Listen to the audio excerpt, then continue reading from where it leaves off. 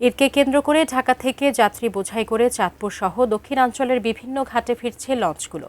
চাঁদপুর লঞ্চঘাট থেকে এ বিষয়ে বিস্তারিত জানিয়েছেন প্রতিনিধি বিল্লাল ঢালী।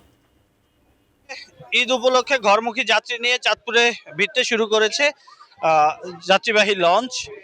এই প্রথম আজকে সকালে এই প্রথম যাত্রী নিয়ে এই লঞ্চটি এসেছে। এরপর একের পর এক রাত 12টা পর্যন্ত, রাত সারা রাত্রই এই লঞ্চ ভিড়তে শুরু করবে যাত্রীদের নিয়ে।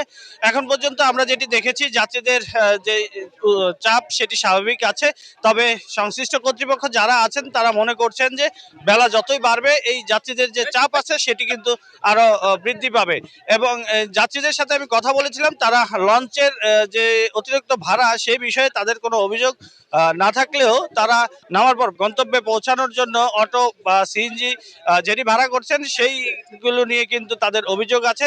প্রশাসনের দিক থেকে আমরা দেখেছি এখানে নৌ পুলিশ সদস্য এবং কোস্টগার্ড সদস্যরা অবস্থান করছেন এবং তারা যথাসম্ভব চেষ্টা করছেন যে যাত্রীদের হয়রানি যাতে না হতে হয় সে বিষয়টি মনিটরিং করতে। এছাড়াও লঞ্চ মালিক পক্ষের সাথে আমি কথা বলেছি, তারা আমাকে যেটি জানিয়েছেন, তারা ঈদ উপলক্ষে লঞ্চের যে নির্ধারিত ভাড়া ছিল তার থেকে কিন্তু তারা কমই নিচ্ছেন, তারা অতিরিক্ত ভাড়া আদায় করছেন না। এছাড়াও আমি প্রশাসনের সাথে কথা বলেছি, তারা জানিয়েছেন যাতে ঈদ উপলক্ষে ঘরমুখী মানুষের ভোগান্তিতে না পড়তে হয় সে বিষয়টি তারা ঈদের দিন পর্যন্ত এবং ঈদের পরবর্তী যারা ঢাকায় ফিরবেন তাদের দিকেও বিষয়টি তারা মনিটরিং করবেন।